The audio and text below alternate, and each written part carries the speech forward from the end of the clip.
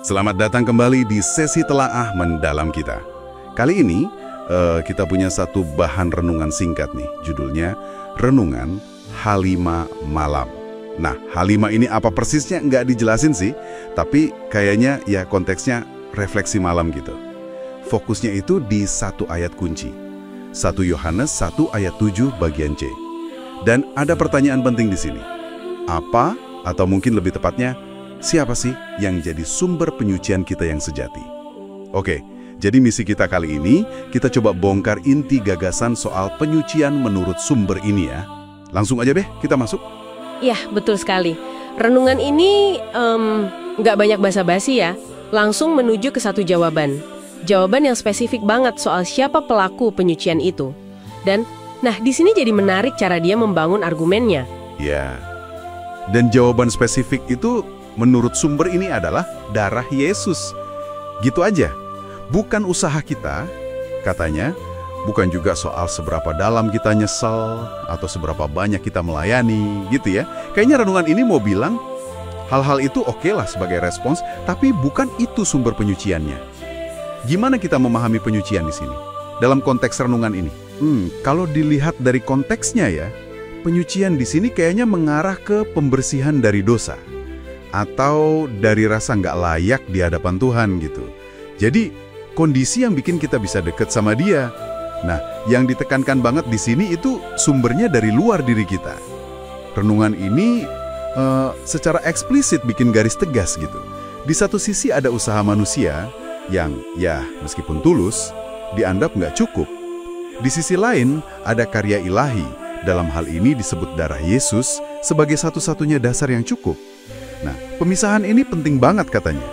Karena ini langsung nyambung ke fondasi, jaminan kita, kepastian keselamatan.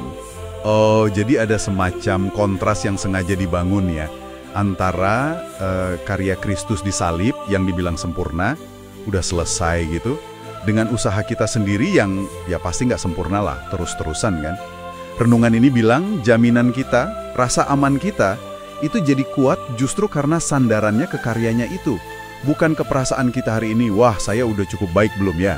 Atau udah cukup suci belum ya? Wah ini kalau dipikir-pikir lumayan radikal juga ya. Menurut Anda di mana perspektif kayak gini bisa mengubah cara orang lihat jaminan pribadinya? Tentu. Implikasinya signifikan banget. Kalau memang penyucian dan jaminan itu sepenuhnya sandarannya ke karya Kristus di luar kita, ya berarti menurut logika teks ini, ketenangan batin kita, apalagi pas malam hari ya sesuai konteks H5 malam ini, itu nggak seharusnya datang dari kita evaluasi diri hari itu. Pertanyaan kayak, udah cukup berdoa belum ya? Atau pelayanan saya gimana tadi? Itu jadi nggak relevan sebagai sumber damainya. Sumber ini kayaknya mengarahkan kita buat istirahat itu bukan dalam performa kita, tapi dalam cukupnya karya Dia. Kalau ditarik lebih luas lagi, ini soal kita mindahin jangkar kepercayaan kita. Untuk dapat damai spiritual itu, kita taruh di mana? Di kemampuan diri sendiri atau di apa yang udah Dia lakukan buat kita? Kedengarannya kayak ajakan buat berhenti, ngukur diri terus-menerus ya, yang bisa capek banget kan sebenarnya. Jadi intisarinya apa nih buat Anda yang dengerin? Pesan utamanya kayaknya pergeseran fokus yang cukup drastis ya. Dari kita lihat ke dalam, ke perbuatan atau perasaan Anda, jadi lihat keluar ke apa yang sudah Kristus lakukan.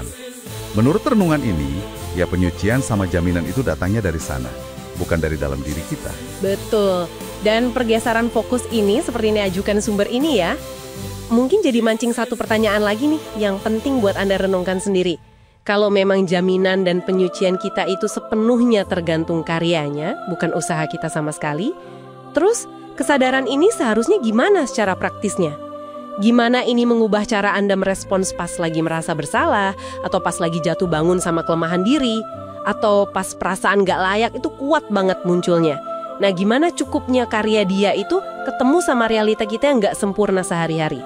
Ini mungkin sesuatu yang menarik ya buat Anda pikirkan lebih dalam setelah sesi kita ini selesai.